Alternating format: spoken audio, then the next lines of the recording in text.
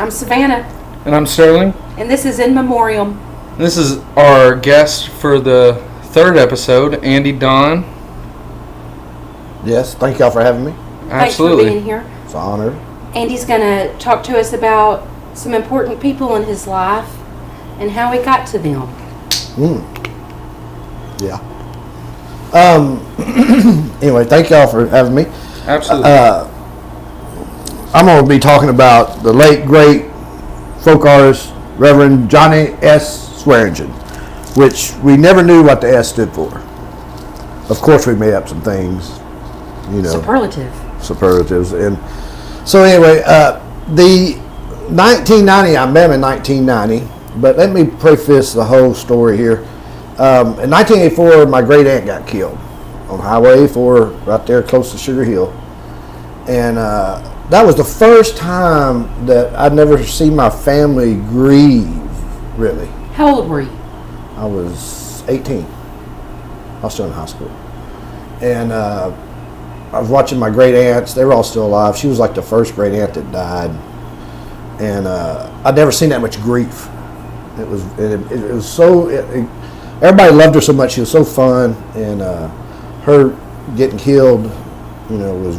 And what was really weird was right after Easter, and at Easter she said she never wanted to go to a nursing home. She'd rather get hit by a truck. So about a month later it happened. So that was odd.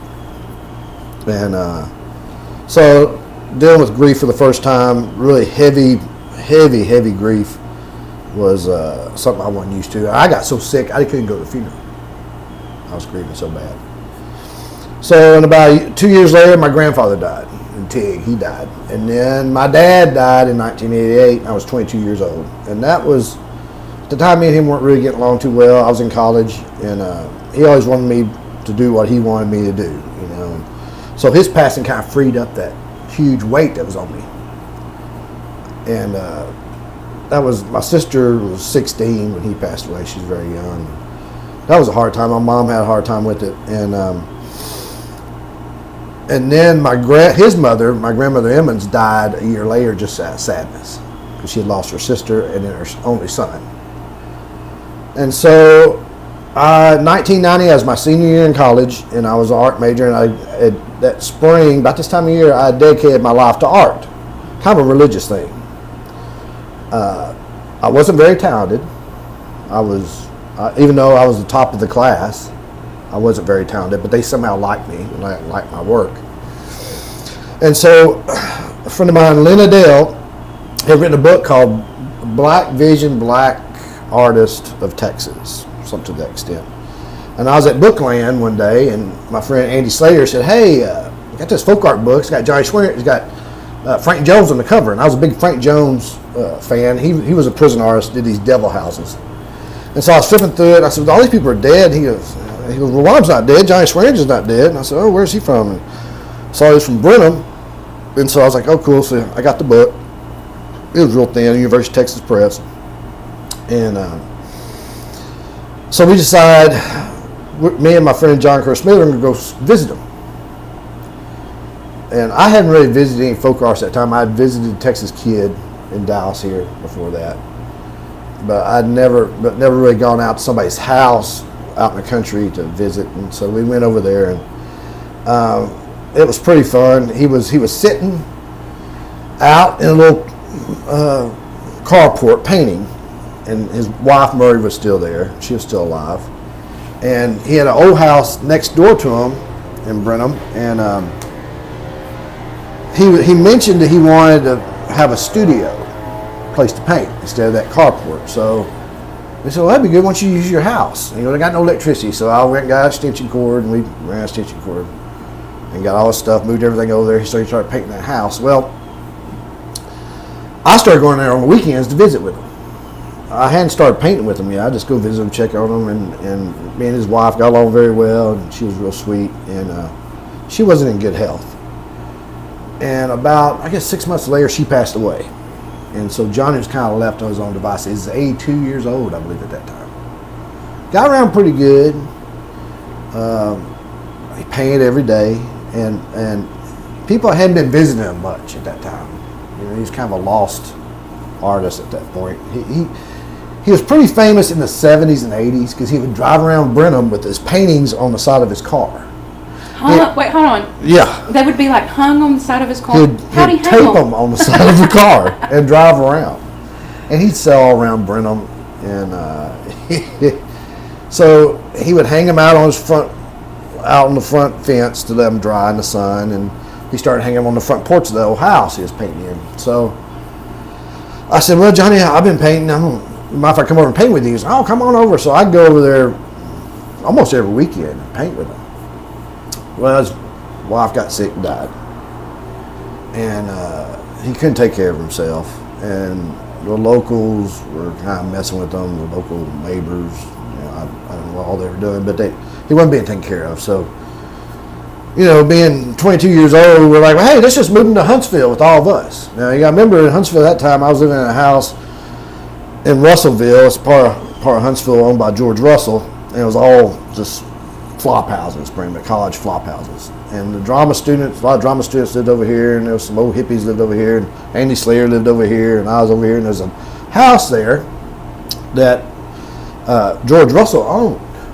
And so George, of course, he collected folk art, and but for some reason we didn't move him in there the first time. First time he came back over, he came over to the house, he moved in with me. Into your home? Into my house. And that lasted about 2 weeks. I was sitting in bed one night. I was reading a book about William S. Burroughs' biography, and he was real demanding. He wanted breakfast at 5 o'clock, instant coffee, and he wanted hot links and biscuits. And so I'd get up early and cook for him and all that. And it wasn't good. And I was always scared. I'd walk in there in the morning, he'd be dead. And how was I going to explain this old 82-year-old black man in my house dead? Being Huntsville is, it's a prison town. Yeah. It's very police heavy, and we were already long-haired hippies walking around, so we were already on the radar with everybody. So anyway, I'm sitting in bed reading this Rev Johnnie book, and Johnny appears in my doorway in his wife beater and boxer shorts. And he had his socks on, and he was holding a pistol. He goes, take me back to Brenham, boy. And I'm like, all right, Johnny, let's get your shit. This is like 10 o'clock at night. Brenham's about an hour away. And I said, get all your shit, let's get your stuff put in my blazer and hauled them back over there. And that was the first time I saw that real disappointed look on his face when I left. He just kind of sit there, he had a long jowl, and sitting there. He knew he'd messed up. I said, well, we'll be back over here, we'll come check on you. I knew he couldn't stay over there very long by himself. So he stayed about a week or so, and he called me collect from the payphone down at the convenience store down the street. And he would just talk over the operator. Hey, boy, come get me. And then just hang up. And hang up. And I said, I know who. So I talked to George. I said, George, that little house, I'll clean it up and get it fixed up, but we need some place for Swearingen to move to. And George said, well, that's fine. I'll trade him art for rent. Perfect. So we got me and Bill Havron went over there, another artist friend, went over there and picked all his stuff up. He had a bed over there. He was using one of my old beds. So we got all his stuff, really moved all his stuff over to the house. Well, we're right outside Brenham, driving down the road, and Johnny's sitting there eating an orange and chewing tobacco. Chewing gum and tobacco and eating an orange. Now, he had no teeth in his head. So he's sitting there chewing and then eating this orange, and he was like, pretending like it was baseball. He was a big baseball fan, He's like, that's how you throw a baseball, showing to us. And Bill Havron looked over at me, he's like, the bed just flew out the back. And Johnny goes, what? Turn around. I said, no, we're not turning around. We got a bed. We're going straight and we're not turning around. Just keep on going, Bill. So we get over there, we get him set up. He was a lot happier in his own place. Now, you got to remember that in that neighborhood, we had all these crazy hippie kids and drama kids and everybody, and they all loved Swearingen. They all would come visit them, bring them Diet Cokes and Old Milwaukee. He loved Old Milwaukee beer. And bring them hamburgers from Wendy's. He loved nothing but meat and bread. And so, you bring him a hamburger, he would never eat it in front of you. He'd put it in he didn't have an ice box, so he put it in his microwave oven. I said, well, that doesn't preserve it, Johnny. He goes, I'll eat it when y'all leave. I don't know what that was about. That was some tick he had about not eating around us. Now, we take him out to eat. He eat all the time, with us, going out. And so we sat. I guess he lived there maybe a year or so. This is probably 91, 92. And all these collectors started showing up. And that was kind of the first real wake-up call, I guess, to how collectors treat folk artists. They come over there, they buy all their stuff up, or they bring pieces over them to paint on, and they write their names on the back and all that stuff. So there was kind of like this hierarchy of who gets the pieces and who doesn't get the pieces and all that mess. And so I end up becoming kind of like his agent, which I didn't want to be his agent. And my phone would ring off the wall. Where's Johnny Swearingen? Johnny, well, he living over here? Does he have paintings? I said, yes, he has paintings, but bring cash money. He doesn't take checks. I have a question. Mm-hmm. How did everybody know where he was? I mean, this is pre-internet. This is because pre-cell phone. Like, we were so embedded in the art world at that time. Me and Havron and Smither and all those people. We were going to Houston all the time, and So I was showing at that time. I already started showing. so word of mouth. People Word of just mouth. knew that y'all were tending to it. Dealers knew, art dealers knew, and that's how I got here. The whole story really gets me here in Waxahachie. So I met Bruce and Julie. Julie Webb called me one day and said, "Does Johnny Swearingen live at your house?" I said, "Yes, ma'am, he sure is." He got paintings. I said, "Yep, bring cash." And so that's how I met Bruce and Julie. They were my age. They were into folk art, and then I started traveling with them to go see folk artists. So a couple years later, that's how I ended up here because of them. And at one point, we were going to move Swearingen here, the little house over by the college. Well, that's kind of good we didn't, because I don't think he would have fit in well here, because we'd been kind of more isolated. But so people were coming and going, and he was making money, man. He was cash money, and he put it in his suits in his closet. And of course, I had to go pay his electric bill and his gas bill and all that. And so it's like pulling teeth trying to get money out of him to pay his bills. And he wanted a receipt every time. Anywhere you went, he wanted a receipt. Give him a receipt. Now you got to remember at that time, me and Havron and another guy from California, we were kind of on the lam a little bit, and it was kind of hard times. And so Johnny had more money than all of us. But, it was pretty funny. He'd buy us dinner once in a while. We'd go out and take him to eat, like Texas Cafe. We'd walk in there, Redneck Cafe. We'd walk in there, a bunch of hippies, this old black guy. And he'd come in and goes, "I'm Reverend Swearingen, I'm preaching today." And I'm like, "Oh, no, you're not, Johnny. You're not preaching today. You're not preaching here." So we'd take him out to eat. We'd take him to Mount Zion barbecue, and he'd flirt with all the old ladies there, But you couldn't take anything home at that barbecue place, family style. You had to sit there and eat. And so he always wanted to take stuff home. Well, somehow he sweet talked those women to let him take some home. I think because he's a reverend. Which I don't know if he really was a reverend. He told me he got the Lone Star Bible College TV, 1965. And for a while, when I first met him, he wouldn't sign his paintings, Reverend Johnnie Swearingen. He just put JSS. Well, I guess he thought that we needed to be saved. We were heathen children, And Probably were. Oh yeah, and so he started writing Reverend Johnnie Swearingen, Reverend JSS on all the paintings. And so everywhere we went, he wanted to preach. So it was a very fun time in Huntsville. We'd take him all around, and he was having the time of his life. And we'd come home from the bar, and he'd sit in his bed and watch Sanford Sun at night. And he'd see us coming from the bar, and he had a window, could look at my window in my house. He'd see us walk by. "Come on in here, boys, get you a beer. Tell me what's going on. Ain't no women with you at night?" I was like, no. And he'd want us to watch TV with him. But we'd sit in there and paint with him and give him a haircut. At that time, that real tall, high and tight afro was big, so we gave him one of those one time. How do you like it? He did not like it. And it probably didn't work well because we were all doing mushrooms too. And so I was cutting his hair high and tight, and he was like, I got video of it somewhere, and He's like, I don't look good, boy. I don't look good. I said, that's the style, Johnny. That's the style. All the women will love it. I said, I'm going to put Reverend JSS on the back with this razor. You know, he goes, don't use that. Use the number 1. Don't use the straight razor on that. He's trying to tell me how to do it. But I never did put his initials in his back of his head.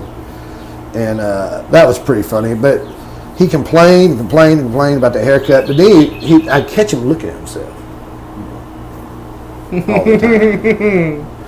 But I always just thought about what was in his head. He was a 2-year-old guy that traveled the United States, was a merchant marine, hopped trains during the Depression, and lived in that, almost Jim Crow era, and he's hanging with all these white hippie kids.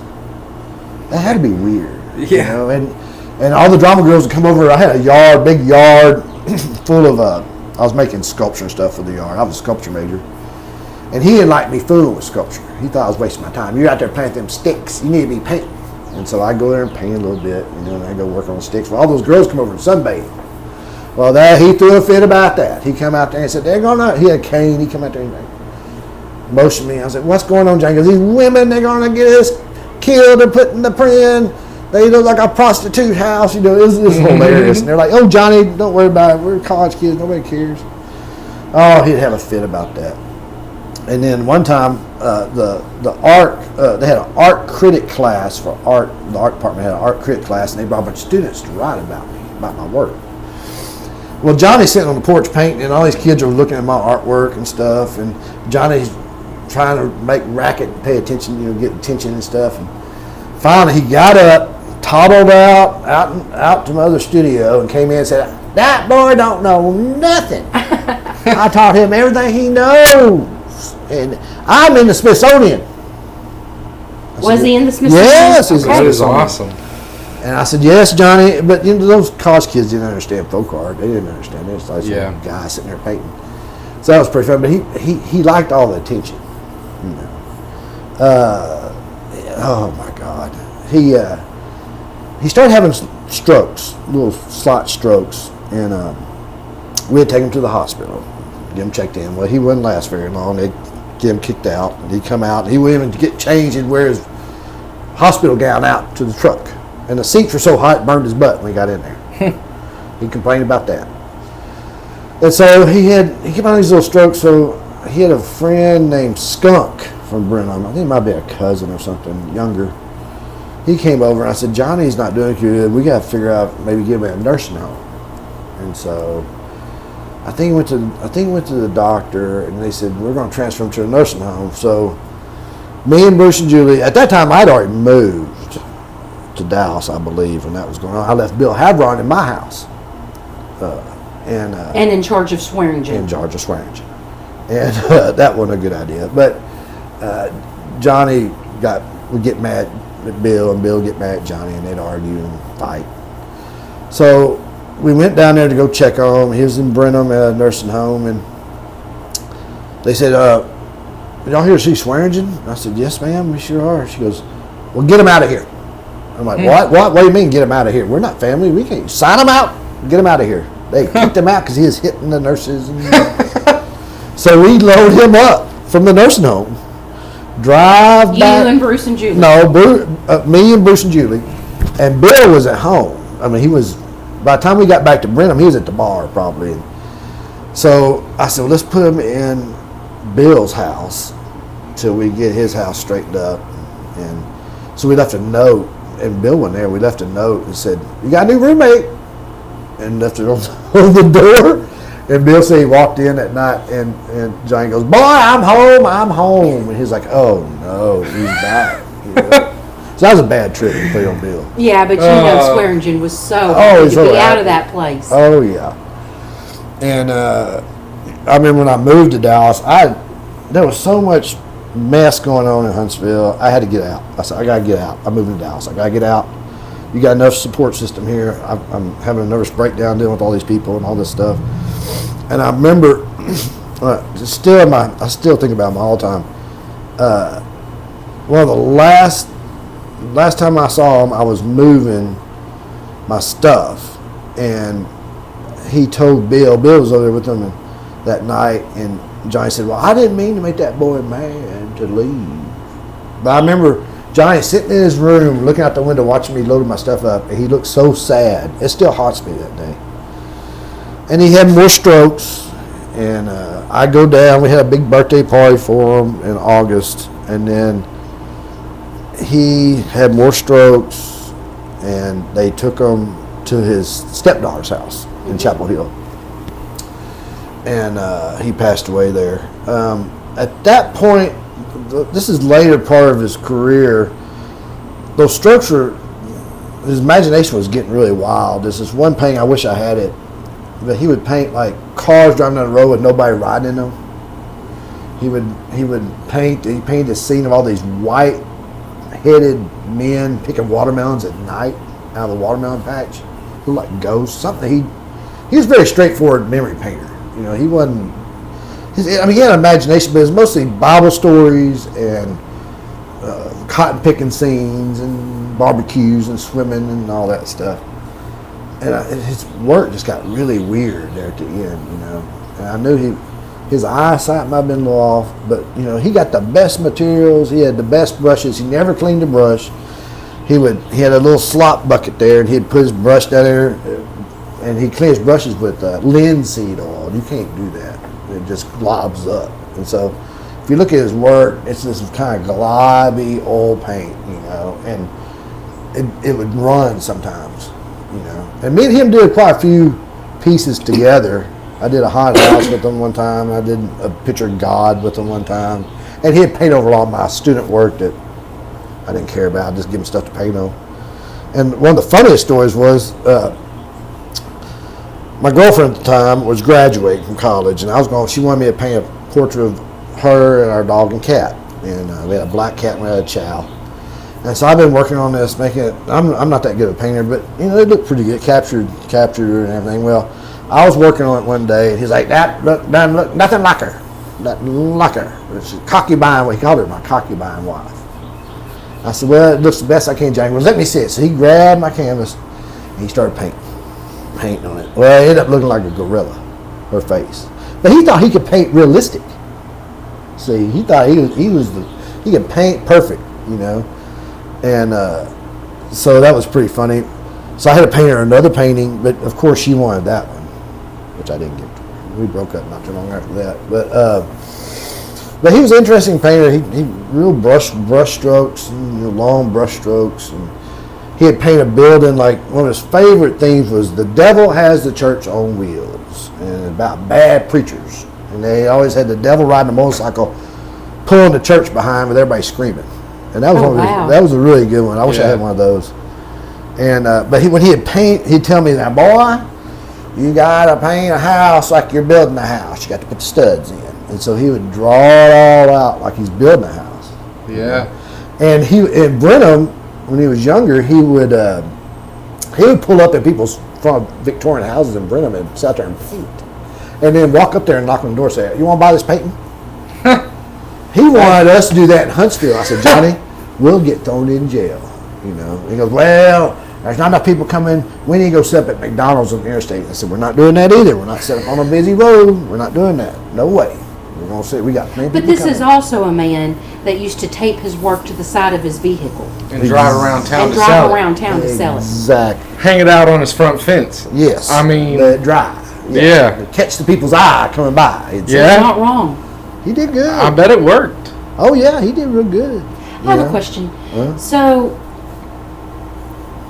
we've been friends a long time, you and I, and you know that I love a folk artist. Mm-hmm. And one of the things I've learned is a lot of these artists feel like true folk artists. A lot of them believe that they are commanded by some higher power to do what they're doing.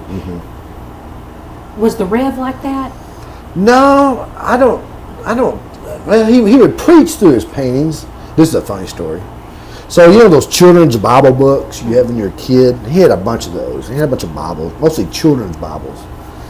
And we were in there one night, and we were all messed up, drunk, laughing, cutting up. We were drinking Old Milwaukee, and he's like, I want to show you all these pictures. And he pulled this picture out. He opened it up, and it was Jesus with the stigmata, talking to his disciples.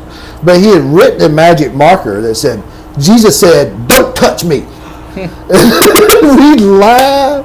And I was like, and at that time, that's when Hammer guy, the MC Hammer was on the radio. Don't touch me. Oh, we started singing that song. It was Don't touch this. Don't touch this. But we started saying, "Don't touch that? me. Don't touch me." It's like we were laughing. He got mad about that. That was pretty funny. But there's so many funny things and that's what I think about mostly. There was some tough things too, but it was a very magical time, and I needed that older, I guess, mentor or older grandparent. Yeah. And it really got me through some rough times, but it also it taught me a lot, about the art world and about folk artists. But also another thing about folk artists I learned from him, he would be in these shows with other folk artists in the 70s, like Texas Kid and all these people. And they'd take them to San Antonio and put them up and do all this stuff. But a lot of the folk artists, they think they're the only ones doing it. And they think they're the master. So there's a little bit of envy, jealousy, and competition with a lot of those guys. And I remember one time Bruce Joey had some artist Chuckies they brought by, and they had a big artist Chucky tiger. It looked kind of like Johnny's work. And he liked that one. He goes, "Well, who did that?" I said, "Well, this guy in Louisiana did that." "Well, that's pretty good." And that's the only time I ever say anything good about somebody else's work. That's huge. That was huge. It was kind of shocking, You were talking about needing a friend of the older generation. In hindsight, Andy, he probably needed y'all too. Oh, yeah. Yeah. Oh, I don't think he would have lived that long. Like, after his mom. y'all gave him a community. Yeah. Oh, yeah. Odd community. An odd community. Yeah. Well, But a good one. But it worked, and y'all took care of him and got his art sold for a reasonable price. And I mean, seems like y'all kept people from taking advantage of him. And I mean, it was wild. I learned a lot. It was an interesting time in my life, but first-hand knowledge of living with a folk artist like that, it was a great experience. There's so many funny stories. Oh God dang! I mean, I can just remember all the crazy stuff. Like we'd go outside and smoke weed on the porch, and he'd lock us out of the house. He didn't like it. He was like, "I'm smoking that rope." He called it rope. Because he did that in California when he lived in California. Now, apparently, I don't know exactly the origin of his painting started, but he would do, I know there's some old pieces of boxing scenes that he'd use shoe polish. Yeah. And they're more, and back then when he was younger, he could draw really pretty well. It's just when he got older, it got more impressionistic, but he'd paint right out of the tube. Like toothpaste, just blended. I have a lot of video of him working. At that time we were listening to Sonic Youth, we were listening to Replacements, we were listening to, I guess we were listening to grunge. Grunge had just come out. But his favorite tape I had was the Chickasaw Mud Puppies out of Georgia, Athens, Georgia. And, it's kind of like Psychobilly. Mm-hmm. And he always say, "Put them not chili peppers, them Chickasaw Mud Pups on." He liked that, but he hated the Replacements. That was funny. I'd put that on to irritate him sometimes. Yeah. But it's bizarre. That's Paul Westberg? Paul Westberg, yeah. Yeah, he did not like that. No. But he liked that old, hillbilly jam stuff. But those at that time, Georgia was really going wild with all the folk art. I mean, it was the heyday of the folk art trend back then. It was a huge fad that was going on. And Texas was always kind of left out of that deep South. We were more of the outlaws, the outsiders, real outsiders. We really didn't have any kind of voice in that group, and none of us went over there to like Athens Folk Fest and all that stuff. But there was a very rich 20th century folk art movement here. I guess you call it a movement, but zeitgeist, of the time. But he was the last one still alive, and that's how we end up hanging out with him. Yeah. That book. So, I know that Swearingen affected your work, especially the early stuff that I've seen. How did he affect you personally? Oh man, whole spectrum of feelings and anger, happiness, love. Just like having an old grandpa you're taking care of. You know, you just go through the whole. It's like having a family member and watching them fade away. You know, at that age, I really wasn't aware. I was all just about doing art and partying and all that. But now I'm taking care of my mother, and it's kind of the same thing. I used to bathe them, same kind of deal. And I think if I had done it now, I'd have more coping skills than I did then. You know, I probably could have done a little bit better job. But, you know, I was a kid. Yeah, but the fact that you were even doing that, I mean, you were a kid, but you were bathing this old man that you literally just randomly ran up on. You took him in, you tended to him. I mean, that is a connection that most people don't have in their lives. Well, normal, sane people wouldn't do that. No. Wouldn't take it rowdy. No, good-hearted people do. Yeah. Well, I was raised around those old people. You know, we always would go by and check on all the old relatives that couldn't drive and check on them and help them and feed them and all that. So I was raised in that country, you know, where we're from, that country social cliques. Community. You know, community. Yeah. Where you take care of each other. True community. True community. So yeah, I think of all the people that are there during that time with me, I was the only one that had that kind of. They were mostly from the city and stuff, and I think that I had more of a awareness or kinship to them, you know, than some of those folks. Just from being raised in the country. Yeah. Like-minded. Yeah. But he passed away. I was living here at that time, 93.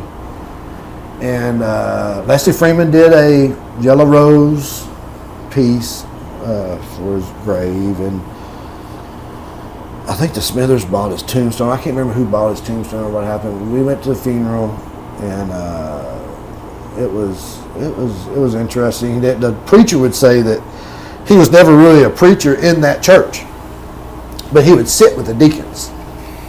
But I think he was pretty rowdy. Swearingen? Yeah. When he Well, was younger, you know. You don't hang around long-haired hippies in your 80s if you weren't at least somewhat that way in your 20s. Well, and That's a good point. I mean, yeah, and giving him credit for letting us take care of him. Oh, yeah, Yeah. that was probably Yeah. huge. I mean, I always thought that was awesome. He didn't know y'all from Adam. No, you know, totally different culture, totally different age. I thought that was interesting too. it is kind of funny to think about how y'all just stumbled across this man, put him in a nursing home for a little bit, took him back out, Well, had him for a while. had him for a while. Had him And for a while. then, No, yeah, I'm not undermining that. I'm Right. just saying. Had him you for a know? while, have gun pulled on you. I mean, one time we went to Brenham, me and my girlfriend took him to Walmart to give him some pants or something, suspenders. He wore suspenders. Yeah. And I went to go get something, and she come running over, and she was total hippie. She had no shoes on, you know, total hippie. And she was like, Johnny's got his gun out in the jewelry department. I'm like, what? Oh, God, we're going to jail. They're going to put us in jail. And they were like, what the hell are these hippies doing to this old guy?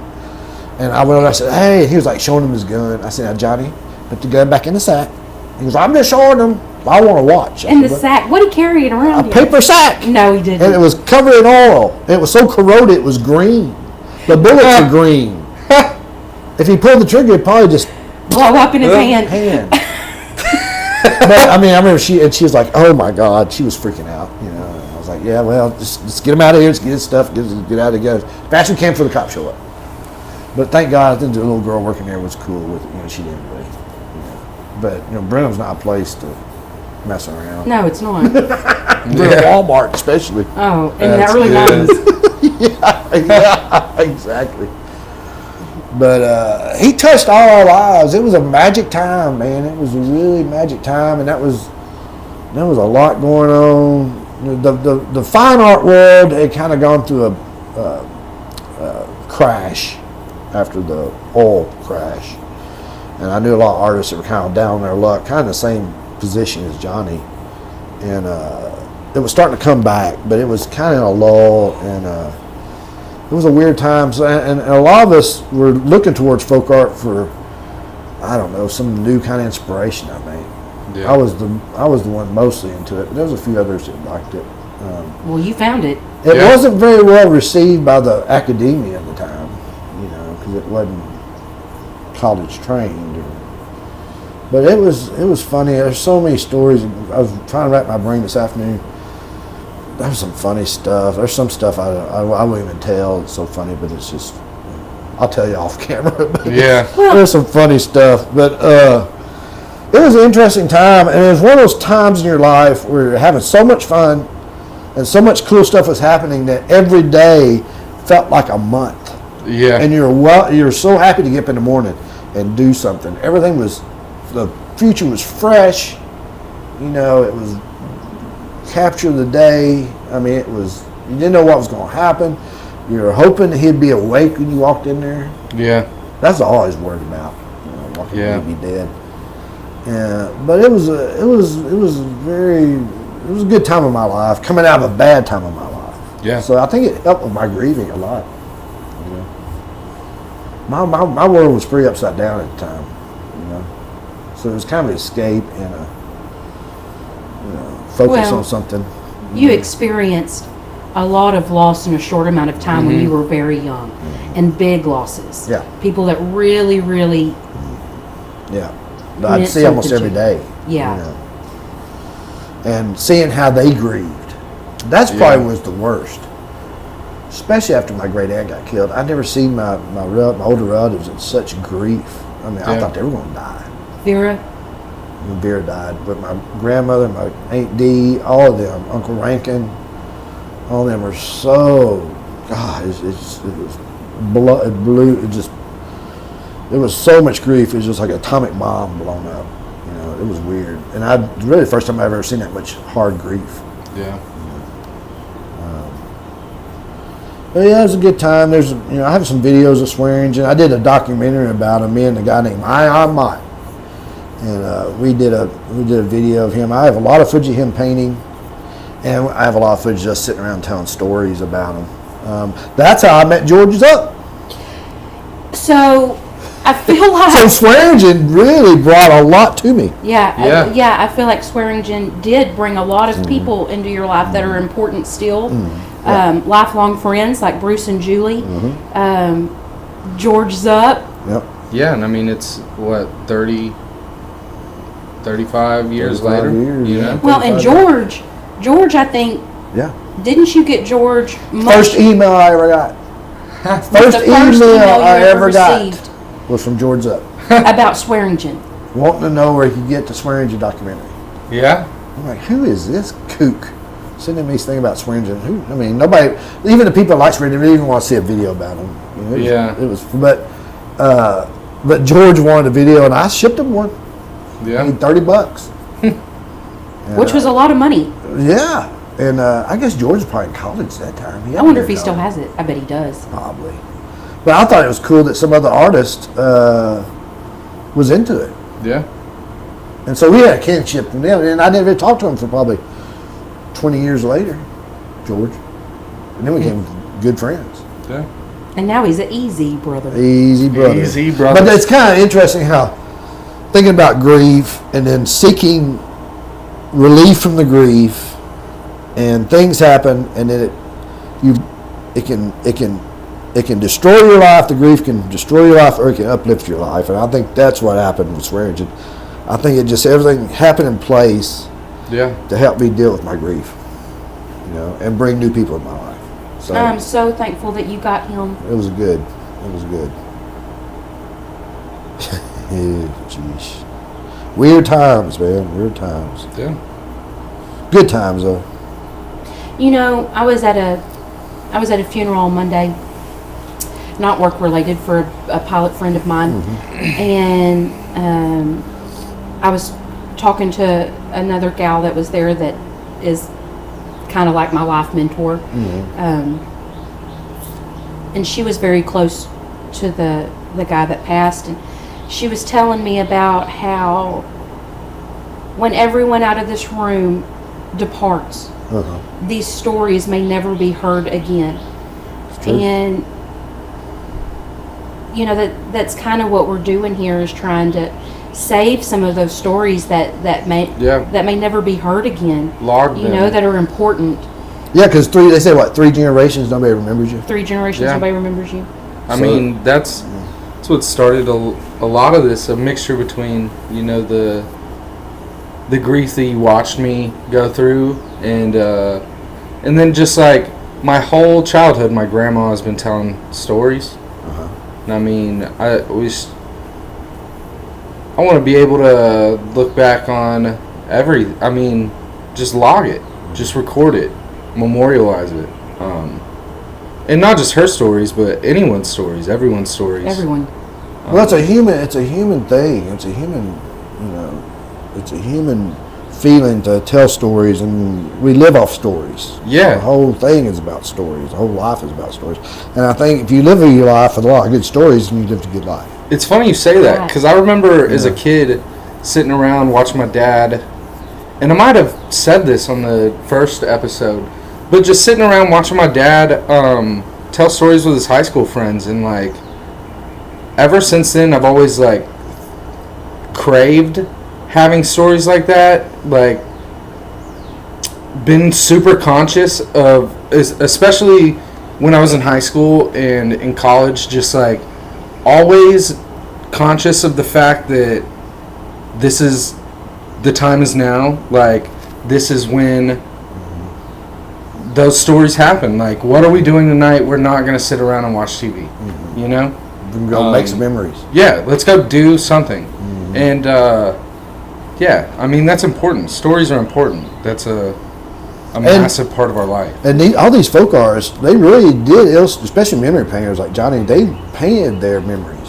Yeah. And I said, Johnny, what are you painting? He goes, I'm painting Juneteenth celebration at the time we went fishing and swimming somewhere. And so he would sit around, and it's a whole genre of folk art. They'd sit around and paint their stories. And that's what inspired me to do my memory drawing series that's now at Sam Houston State. And there's a lot of Swearingen in those drawings. But yeah, it's very important, very important. Grief is a weird thing. It's weird. My mom being sick, you know, dealing with her. I mean, she's steady, you know. But being almost 60 now, I have a totally different outlook on life than I did at 22. Yeah. Even though I witnessed all this stuff back then, it's still different, you know. It's easier in some ways and difficult in other ways. Watching people slowly slip away, you know. Like Johnny, he slowly slipped away. Well, he slipped away pretty comical. Yeah. You know, I mean, it was pretty funny. Pistol toting, boxer wearing. And sounds pretty comical. And then I got a call one time, and Johnny had one of those strokes where he didn't want to go in the ambulance. So John Christmas had this old Dodge truck, and he had been riding around with this wicker chaise lounge in the back, and so they picked him up, put him on the chaise lounge, carried him and put him back in the truck, and paraded him through town to the hospital. And he was eating watermelon. He wanted watermelon, but he didn't want to get in. Okay, hold on. Let me recap this. Yeah. Okay, Swearingen's had a stroke. A slight stroke. And he refuses to get into the ambulance. So y'all load him up in the back of a pickup on a wicker chase lounge, and gave him a piece of watermelon. Yeah. Take him to the hospital, and he's back there just chilling, eating watermelon. And they're like, "Oh, hey, he's having a little stroke. He's fine. Go home." Well, wouldn't that be great? And so we drove him back. Wouldn't that? Yeah, we drove him back the same way. It's pretty good. So those kind of things are just.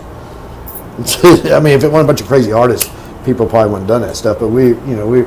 I was like, it's like carrying the Pharaoh to the tomb.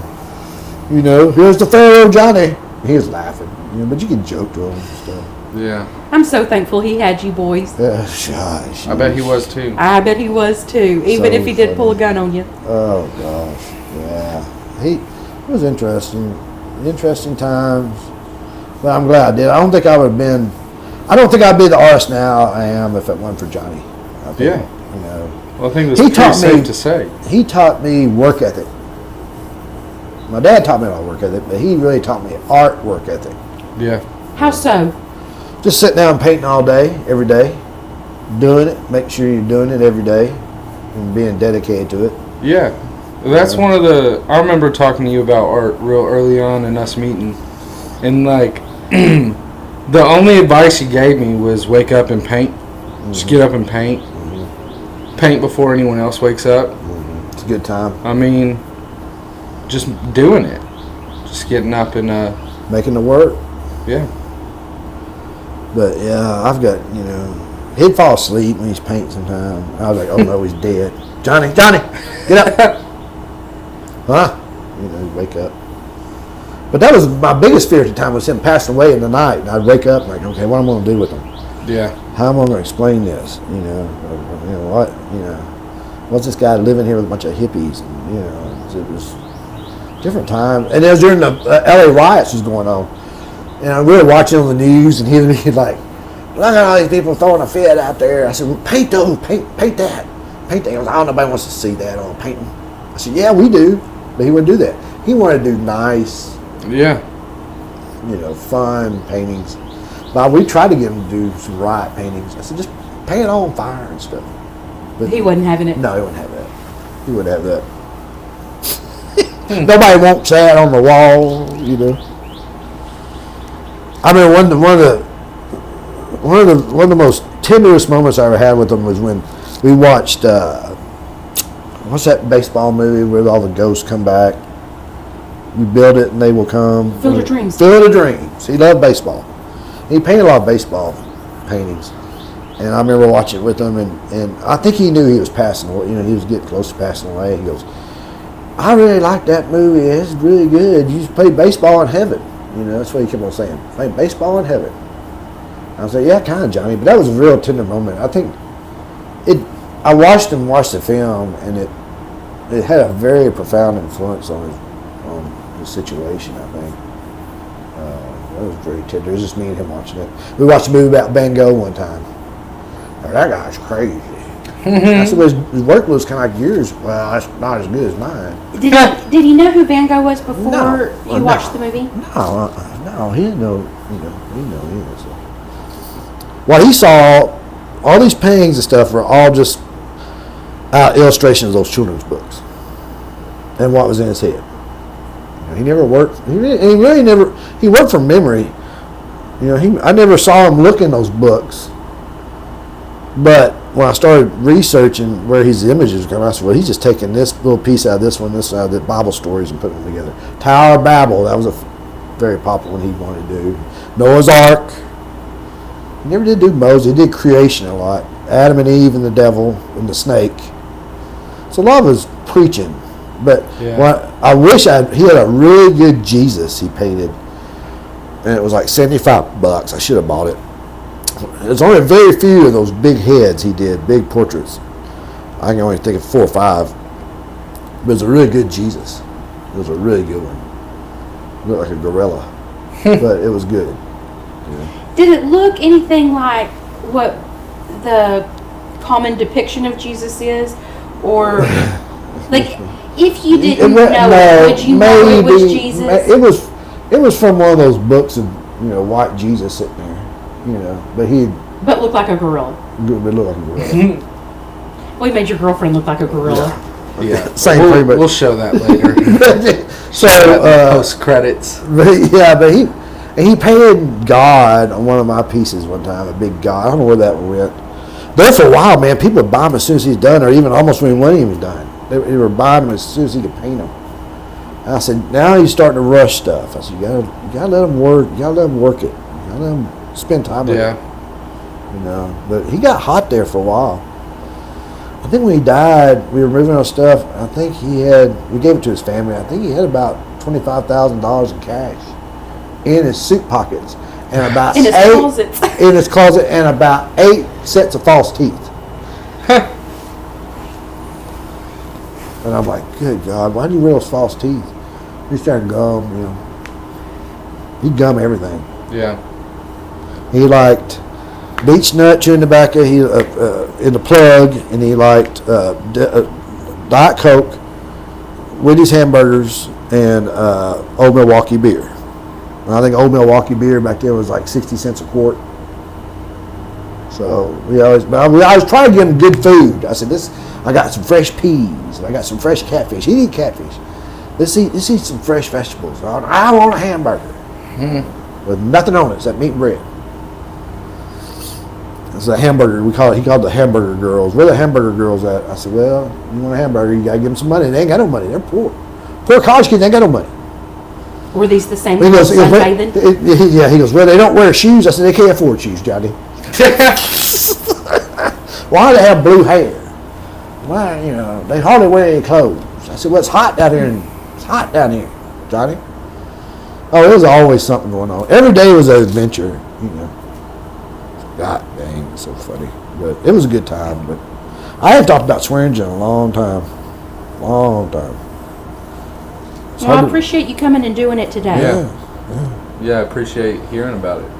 He's in the Manil collection now. He's in so many Smithsonian. He's really the most famous of the Texas folk artists. Yeah. He's in McNay collection. He's in everything. But he's really loved to brag about him being in the Smithsonian.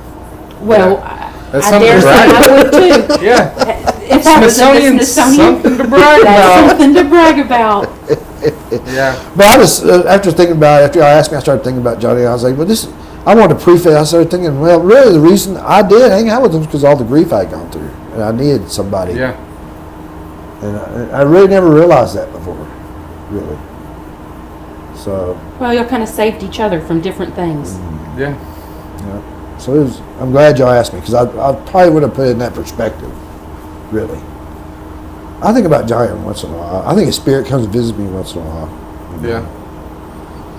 But he was something else, man. Something else. True Texas legend, man. Yeah. I kind of wish I had done when he had the panes on the side of the car.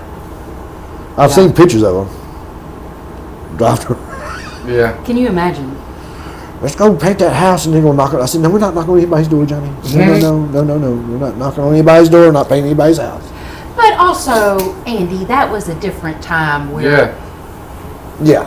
you could do things like that and nobody thought you were It was a lot a more. nefarious weirdo. You might be a weirdo. The Manson family was always right hand out of people. Right. Well, it was definitely more appropriate to just knock on someone's door back then than I mean. Oh, nowadays, yeah. Today it's crazy. If Crazy. someone were to knock on my door, I'd be like, What's going on? "What are you?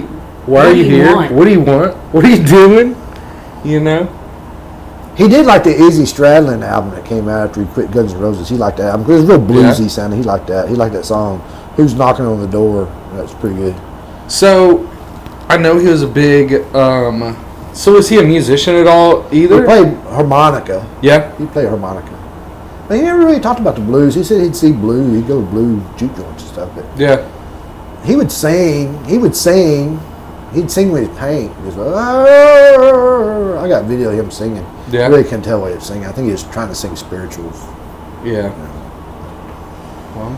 I got some great footage with the fans. It was so hot. You can hear the cicadas and the fan blowing and him singing. And it was wild, man. Yeah. I'm glad I do have that footage of him.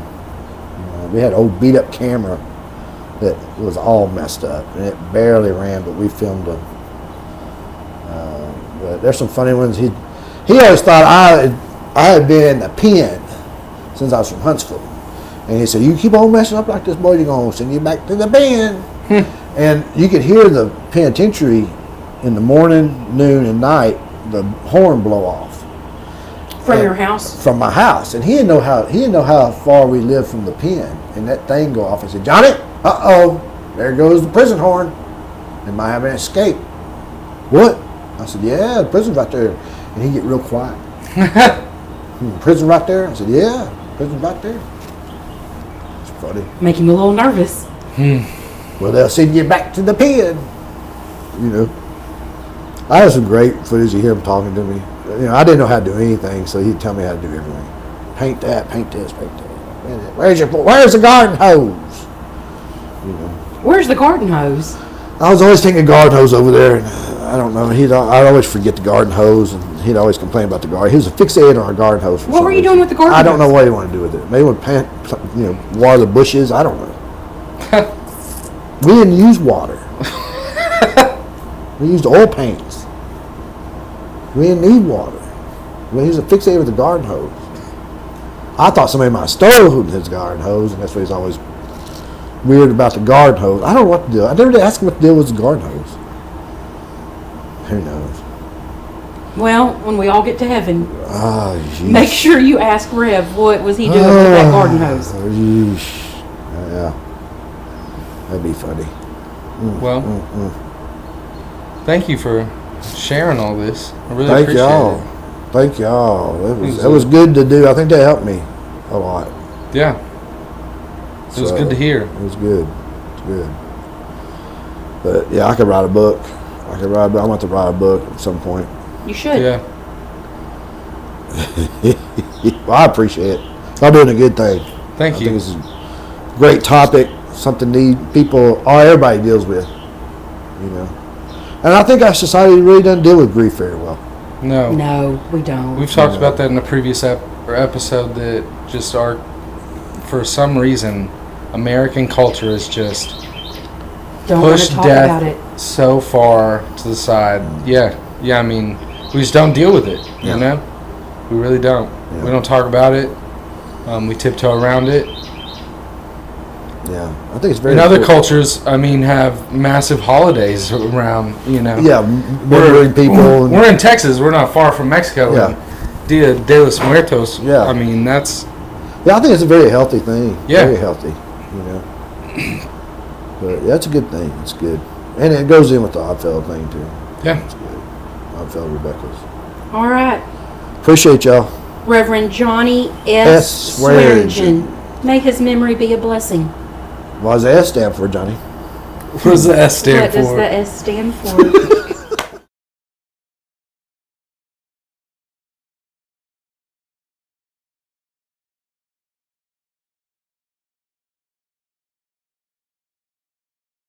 Got your hose in the car?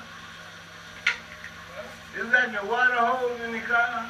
No, I didn't bring a water hose. Why? I told you to bring your water hose. I forgot it. See that? They ain't got no mind to talk. I bet you when you get back to the pen, you'll have all the mind you need.